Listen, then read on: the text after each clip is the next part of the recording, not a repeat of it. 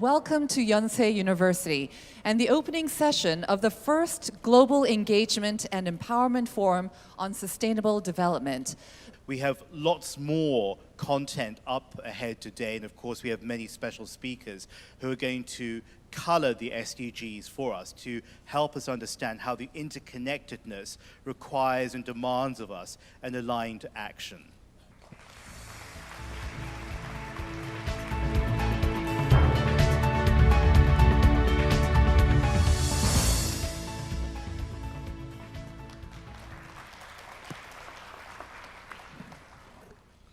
History of Yonsei shows that social engagement is not new. Rather, it is embedded in the very heart of our foundation. As Yonsei's founders, American and Canadian missionaries, opened an educational institution to teach the poor and cure the diseased, we opened IGE to extend and strengthen its founding spirit by engaging in community and global problems. The forum, the GEEF, is a platform for domestic and international cooperation where the progress on sustainable development is monitored and future plans are proposed. We live in the age of new challenges. Challenges can be seen as problems, but at the same time, those challenges can be opportunities. This is the reason why we gather here today. We hope to find ways to solve the problems, to change this world, and to make it better and sustainable. Sustainable development is feasible only if all countries and all stakeholders act in collaboration and in partnership, work together to take up challenges and find solutions for our common future.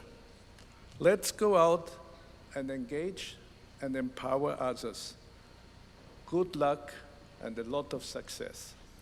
대한민국 정부는 SDG의 달성을 위해 국제사회와 협력해왔고 앞으로도 협력을 확대하고자 합니다.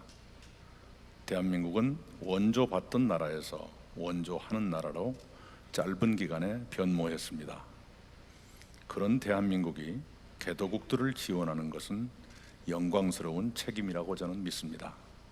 대한민국은 이 포럼에서 논의될 인간, 지구, 평화, 번영, 협력의 가치를 새기며 SDG의 달성과 세계의 지속 가능 발전에 함께 하겠습니다. Please welcome the Secretary General of the United Nations.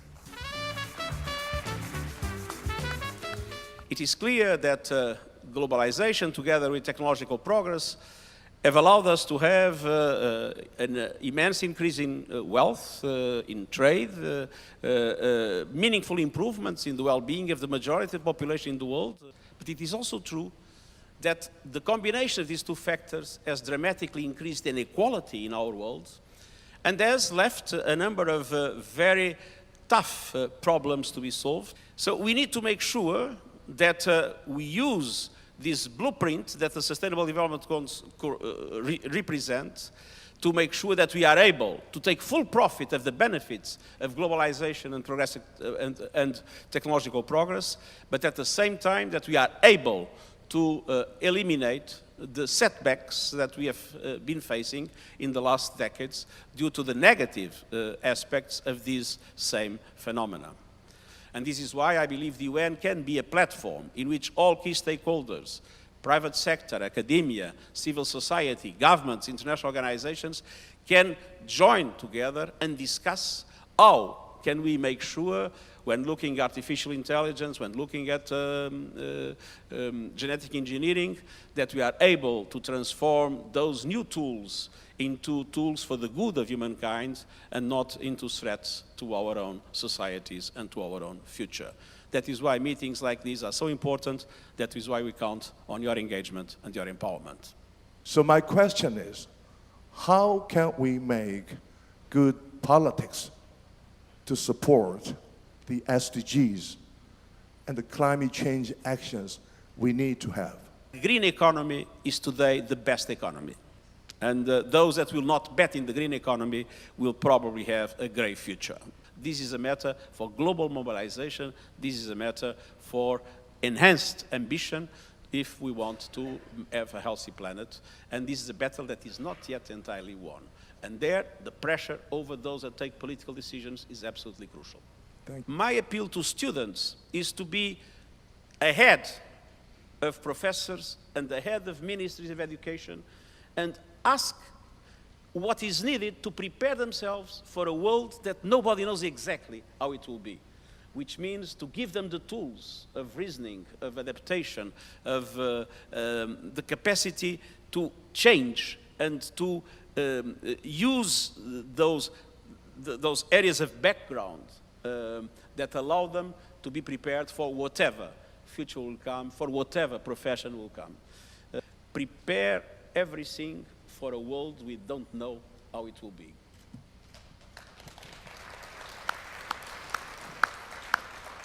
Ladies and gentlemen, I was asked to speak about multilateralism in a turbulent world, and I want to make 2 points right at the beginning. First, which is obvious, that yes, we indeed live in turbulent times. And second, we tend to take multilateralism for granted, whether it's hitting our economies, our societies, or our airplanes. Turbulence works always the same way, because it affects everything in its path. It does not matter what we have done to protect ourselves, or how tightly we strapped ourselves in. Once it hits, it's felt by every passenger on the plane, or every member of the society. And we must all come out of it together, or not at all. So we need to face a new reality. We no longer live in the world of once-off or standalone crises. And that's why we can no longer rely on once-off or standalone solutions. So the demand for multilateralism will grow, even if some leaders or politicians say otherwise. Because this is not a trend dictated by politics. It's caused by the nature of the world we live in and the kind of turbulences we face. And when it comes to meeting this demand for multilateralism, the United Nations must lead the charge, and that's my second point. We cannot take multilateralism for granted, because if we do, we will fail to take the threats facing it seriously. And then it will be impossible for us to defend against them until it's too late. And the biggest risk of all would be that our world could return to the way it was before 1945, when the United Nations was created, when rules were set by those with the most power and the strongest militaries, when alliances were built only on defense and interests and not on progress, when cooperation was used to further individual gains, and when the ambitions and ideologies of some could bring us all to our knees. We must never allow this. We must stand up, we must speak out, and we must champion multilateralism.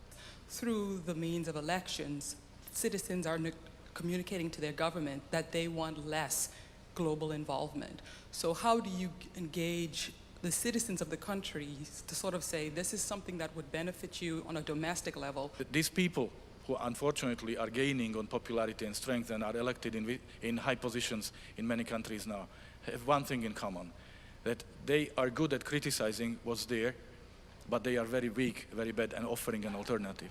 There is no alternative to a global responsibility, to a system which is based on global rules. It took us decades to build this system on the ashes after the World War II.